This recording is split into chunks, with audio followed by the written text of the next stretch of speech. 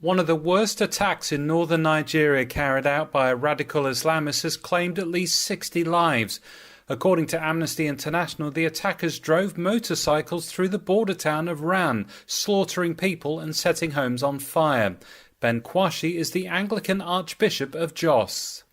The attack on Rann is particularly worrisome because the town of Rann has been attacked quite a number of times, and the inability of the Nigerian armed forces to secure the town of Rann is sending an unfortunate signal to the civilian populace, because the attacks on the military formations continues to increase the fears of the civilians, and that one of Rann just sent people packing, and quite a number of people have moved into Maiduguri town itself, the capital city.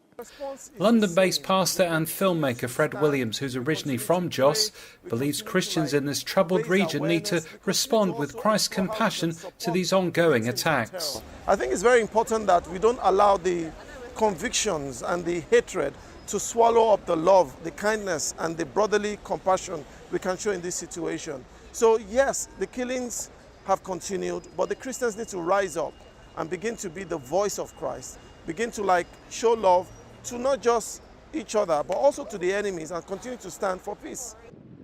Meanwhile, during a protest outside the Nigerian High Commission in London, calling for the release of Leah Sharibu, currently being held by Boko Haram, Christian Solidarity Worldwide's Mervyn Thomas explained how he'd recently witnessed similar attacks to those in Rann.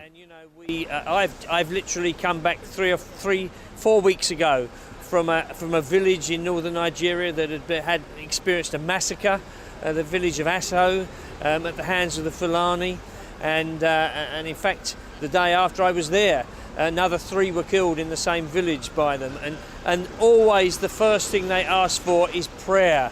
When we say we will come back and we'll tell their story, they say, please ask our Christian family to pray. So if you're listening today, you can pray.